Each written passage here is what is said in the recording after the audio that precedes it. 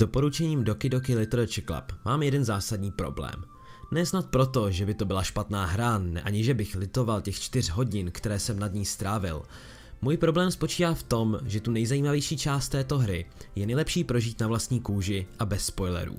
Jakožto autor mnoha recenzí bych v tomto případě při doporučení snad mohl vsadit na prohlášení "prostě mi věřte".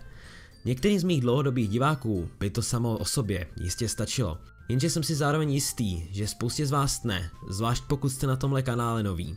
Jak mám tedy mluvit o hře, které nechci prozradit nic zásadního a přitom vás na ní nalákat? Jediný pohled na stránku Steamu by mnohým stačil k tomu, aby se na Doki Doki Literature Club vykašlali. Pastelové barvy, japonská slovíčka v názvu, roztomilé anime středoškolačky, vždyť to je normální japonská balící hra. Po přečtení popisku se ten názor změní, i když asi ne úplně k lepšímu. Píše se tam, že hra není vhodná pro děti a lidi se slabším žaludkem. Avšak kolik je dnes her, které lákají na roztomilý zevnějšek a po sepnutí okamžitě přepnou na masakrování? To z Doki Doki nedělá nic výjimečného.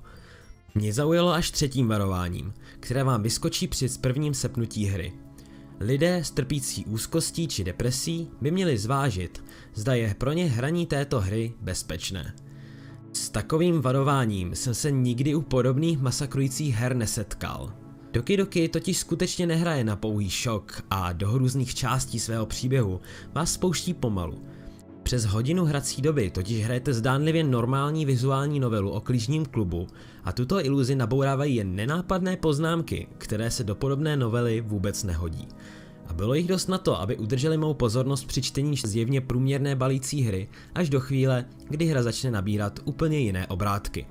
Do nich vás navede postupně a v těch nejhorších momentech se neocitnete bez toho, abyste byli dostatečně varováni v jiných částech příběhu.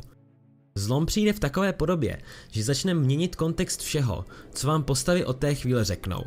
Počet o něch nenápadných poznámek nesedících do podobné balící hry se stále zvyšuje a je zjevné, že něco není správně nejen s členkami knižního klubu, ale se samotnou hrou. Promění se v zajímavý komentář o podobných balících hrách a co pro postavy v nich skutečně znamená, pokud jsou naprogramovány jenom k jednomu účelu a na nejvýš se může změnit několik proměnných v jejich souborech. Kvůli tomu si zaslouží své varování pro lidi trpící depresí či úzkostí, protože odpovědi na tyto otázky vidíme sami na vlastní kůži. Jestli tedy máte necelé 4 hodiny času, umíte anglicky, chcete si zahrát fajn hru, která je mimochodem zadarmo, koukněte po Doki Doki Literature Club. Ta hra je vážně povedená. A až dohrajete, nezapomeňte u sebe v pokoji vytvořit Monice svatyni, odkažte Monice celý život, dejte Moniku na plochu, jen Moniku. Promiňte, vůbec nevím, co se to se mnou stalo. Už bych tě her pro dnešek měl nechat. Teď když mě omluvíte, chtěl jsem vám jen rychle něco doporučit, něco takého z jiného soudku a teď běžím pracovat na top 10 anime roku. Takže se uvidíme za týden.